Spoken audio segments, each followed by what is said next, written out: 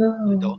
But it was really wild to see it as phosphorescent light in just complete blackness. It was really trippy. So anyway, you get to see some amazing stuff, and then later sometimes you validate it when you wake up and you interact with people and stuff. Yeah. Just maybe to close that topic off, I found one technique that works really well when asking questions now. If you want to get a text answer, literally give yourself a piece of paper, put a box for the question, and then put a box for the answer, so your mind is limited to reduce the answer to that box. Oh, that's a good one. My friend, that works well. My friend Ed Kellogg had one that that sometimes he would say, he'd ask the question and say, when I turn over this paper, I'll see it on the other side. And so he'd flip over the paper and there it would be, or he'd open up a drawer and there would be the answer. And so it's beautiful. That's cool. All right, there's more people joining us. And one question is, one thing I wondered from Albert, one thing I wondered during my 2-year time of trying to become lucid is how much does one's intellect and education affect the success rate and the duration of a lucid dream? Well, you know, I wonder about that. If a person is smart, lucid dreaming will actually teach them how to be a better lucid dreamer. Because you have to remember, back in 1975, I started lucid dreaming. No one was there to instruct me. There weren't really any books other than like maybe the Castaneda book or a book by Celia Green, but there really wasn't very many techniques. And so I quickly realized that if I got too excited, I'd wake up. And so that taught me, that was a lesson in lucidity that it just taught me to not get so emotional so I could stay in the lucid dream. The intellectual aspect of it is good and bad. So here's the good side. The intellectual aspect helps you understand things thoughtfully. The difficult part of intellect is this: when you have rigid beliefs,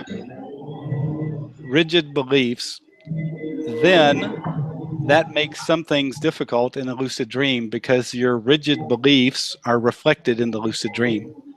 For example, some people, when they tell me they first try to interact with the awareness behind the dream, suddenly their voice freezes up and they can't even say anything. And to me, that shows that they have either a fear of interacting with the larger awareness, or they have doubts about it. And so if they have rigid beliefs that, oh, you know, Descartes told me that only I exist, or I think therefore I am, or whatever, you know, that rigid intellect can actually be a difficult framework to get out of. So anyway, in lucid dreams, I think it's most important to kind of listen to your heart and to listen to your intuitions and think about these things more broadly. And in that way, it can help you move along. But if you have a strict, perhaps a dualistic belief system, some people tell me about their concern about good and evil, and all of a sudden that keeps them from growing as a lucid dreamer because they can't get beyond this issue of good and evil. And so the intellect's a wonderful thing, but when you become rigid, that's when the problems begin. Yep. There's more people joining us, such as Alexander. Hi. And Ayofa Brendan Davis asked, why do we dream? Do you think life is a kind of dream? That's an interesting question that I ask myself a lot of times too. Well, so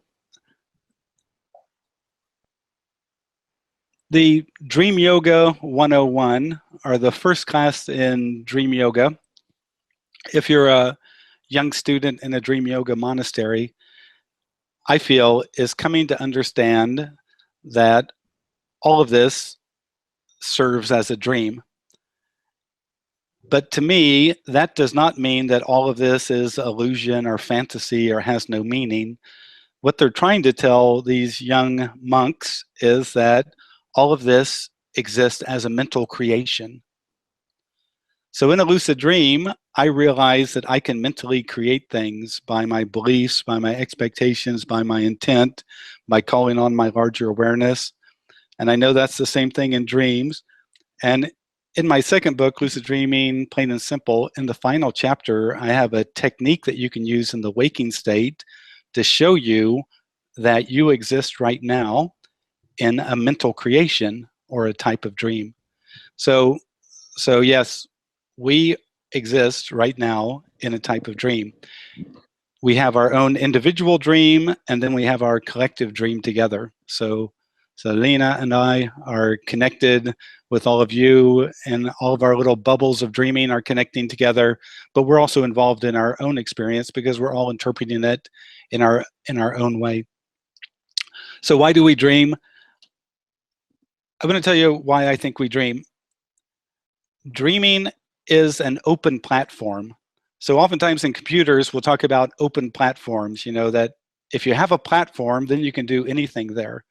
So dreams are an open platform. It's a platform in which your intellectual self, your emotional self, your spiritual self, your biological self, your all levels of the self need a place that they can interact in. And dreams serve as a place where they can interact with yourself and get their information and energy across, and in the dream you can respond to it, and then they get the response and they go away, and 90 minutes later they come back and maybe have another question, and in the symbolic language it's all portrayed.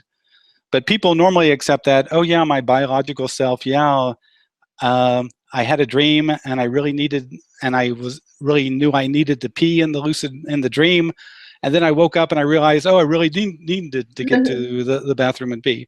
And so that's our biological self telling us, hey, you have a biological need here, get on it.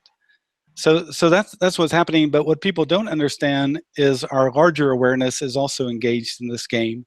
And sometimes it'll give us information that we're not aware of, which might be a precognitive dream experience or something like that, to show us stuff that's coming. And also, because of dream telepathy, we also get information and energy from other people. And so we might meet a deceased relative, we might meet a friend, learn something about him in the morning, send him an email, and confirm it. So that's what dreaming is. It's a platform for the exchange of information and energy. And right now, all of us are in a mental creation that we call waking, but actually it's a dream. Just a very different type of dream. So my follow-up question to this would be, so first of all, have you had out-of-body experiences? Yeah, you know, when I taught myself to lucid dream back when I was like 16, 17 years old, at the same time, I started to have OBEs. You know, I'd fall asleep, start to hear humming and buzzing.